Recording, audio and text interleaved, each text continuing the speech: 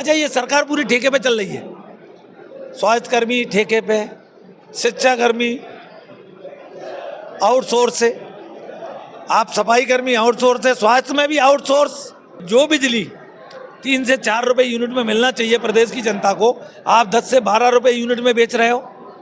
आप कहते थे 24 घंटे बिजली देंगे अटल ज्योति की, आप 24 घंटे की जगह 16 घंटे नहीं दे पा रहे। यूजीसी को पहले भली बात समझना चाहिए कि मामला क्या है। उसको इस तरह प्रकट किया जा रहा है जैसे इतना बड़ा जिंद है कि हमारे पूरे प्रदेश के साथ साथ पूरे देश की व्यवस्था चौपट हो जाएगी। ये प्रश्न सरकार से पूछने का बनता है कि जिस चीज़ को आप लेकर आए हो, जिस कानून को आप लेकर आए हो, आप क्यों भाग रहे हो? आप जनता के साथ पेश करो, आप बताइए कि इसमें ये अच्छाई है, तो आप उससे भागते क्यों हो? विधानसभा सत्र चल रहा है और मेरे साथ डबरा विधायक 2 बार लगातार जीते हैं और बड़े मार्जिन से। क्या कहेंगे, सत्र में क्या मुख्य रहा है और क्या चीज़ों पर सरकार इस समय पक्ष रख रही है और क्या आपकी मांग रही है? देखिए, सरकार का जो काम है, सरकार के विधायकों का जो काम है, सरकार के मंत्रियों का जो काम है, वो तो सरकार के नुमाइंदे करेंगे और करना भी चाहिए, इसमें कोई गुरेज नहीं। लेकिन सच्चाई में जो असल मुद्दे हैं जनता के, वो कितने पीछे छूटते जा रहे हैं, इस पर सरकार जो है खुले मन से चर्चा कराना नहीं चाहती।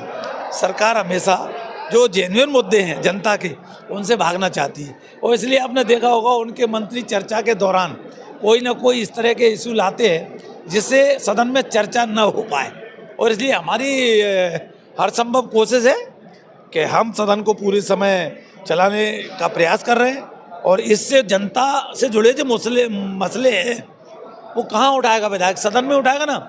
हमारी समझ से परे इस सरकार का रवैया। ये देखिए, हमारे कुल 65 विधायक हैं, इनके मंत्रियों को मिला के 165 विधायक होते हैं।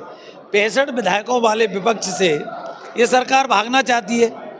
अरे, आपको सरकार को सदन में चर्चा कराना चाहिए और उनके भी तो विधायक सदन में मुद्दे उठाएंगे, वो कहाँ उठाएंगे?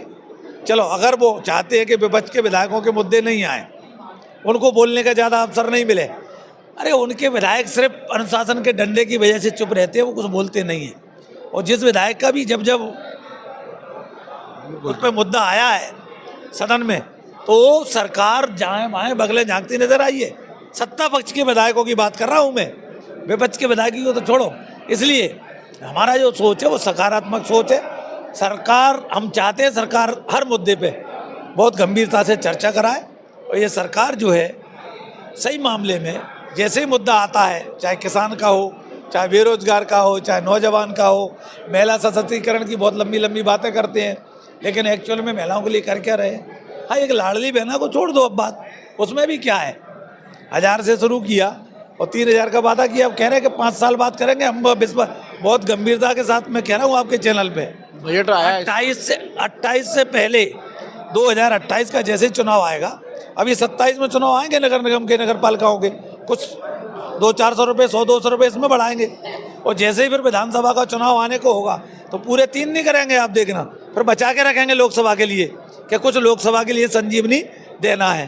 तो ये सरकार एक्चुअल में जनता को जो धरातल की चीज़ें हैं, आप शिक्षा की बात करो ना, क्यों इस तरह की खरीद पत्रों पर विश्वास रखते हो? अच्छी शिक्षा दो ना। पूरे प्रदेश में प्राइवेटीकरण आपने शिक्षा का करके रख दिया। डॉक्टर्स जैसी संस्था को आपने प्राइवेट हाथों में दे दिया। शस्त्र चलता है, शस्त्र में आपको रखना चाहिए। अरे यही तो रख रही, आप समझे नहीं? अरे, स्वास्थ्य विभाग में आप इस तरह की नियुक्तियां कर रहे हो, तो आप बताइए क्या हाल होगा इस देश का, प्रदेश का। स्वास्थ्य लो, शिक्षा लो, जो मूलभूत सुविधा है जनता की, आप उसी से खिलवाड़ कर रहे हो। सफाई कर्मी ठेके पे, आप बताओ तो। अच्छा, ये सरकार पूरी ठेके पे चल रही है। स्वास्थ्य कर्मी ठेके पे, शिक्षा कर्मी आउटसोर्स से, आप सफाई कर्मी आउटसोर्स है, स्वास्थ्य में भी आउटसोर्स। और तो और अब राजस्व विभाग में भी पता ही नहीं है लोगों को कि किस तरह बैकडोर एंट्री करा रहे हैं, तो क्या मायना रह जाएगा आरआई पटवारी और जो सरकारी वो हैं। अब बता ना, ये सरकार हर मुद्दे पे फैले, वो किसी मुद्दे पे बता दे। हाँ ठीक है, बजट तो हर सरकार लाती है, लेकिन सरकार का बजट जब आता था तो 10 दिन, महीने, 2-2 महीने पहले इंतजार करती थी जनता। बजट को लेकर क्या कहें, क्या है बजट? अरे आप बताओ ना, इन्होंने कहा किसान कल्याण की बात करेंगे। अरे बताओ ना, किसान को बिजली आप दे नहीं पा रहे। कर्ज माफी की बात की आपने, कर्ज माफ आपने किया क्या? 1 रुपया किया क्या? आप कहते हो हमने कोई कर नहीं लगाया, लेकिन राजस्व विभाग में आपने रजिस्ट्रीकरण को कहाँ से कहाँ पहुँचा दिया। आप कहते हो हमने कर नहीं लगाया नया, लेकिन क्या ये घुमा फिरा के जनता पे बोझ डाल रहे हैं। अब आ जाओ ऊर्जा के क्षेत्र में, कहते हैं हम नवकरणीय ऊर्जा के माध्यम से प्रदेश में इतने आत्मनिर्भर हो गए, हम दूसरे प्रदेश को बिजली बेच रहे हैं। बहुत अच्छी बात, बधाई आपको। अगर आप बिजली बेच रहे हो तो जो बिजली 3 से 4 रुपये यूनिट में मिलना चाहिए प्रदेश की जनता को, आप 10 से 12 रुपये यूनिट में बेच रहे हो। आप कहते थे 24 घंटे बिजली देंगे अटल ज्योति की, आप 24 घंटे की जगह 16 घंटे नहीं दे पा रहे। 10 घंटे से 12 घंटे की बात की किसान की, 3 घंटे 4 घंटे से बिजली ज़्यादा नहीं दे पा रहे। तो कहाँ है आपकी आत्मनिर्भरता? सरप्लस बिजली कहाँ है? कोई पता तो चले। किसान को मिल नहीं रही, आम आदमी को मिल नहीं रही। स्वास्थ्य विभागों में हालत ये है कि इस हॉस्पिटल में तक में बिजली उपलब्ध नहीं करा पा रहे आप, तो आप कह रहे हम सरप्लस बिजली है। भाई वो सरप्लस है तो बताओ तो ना जनता को, हमारी भी तो समझ में आए। यही तो हम सरकार से पूछ रहे हैं। सरकार जवाब देने को तैयार कहाँ है? एक विधायक अगर प्रश्न करता है तो सरकार के मंत्री को बचाने के लिए पूरी सरकार खड़ी हो जाती है। अरे भाई, एक विधायक प्रश्न कर रहा है, आपका जिम्मेवार मंत्री है, आप उसको जवाब देने दो ना।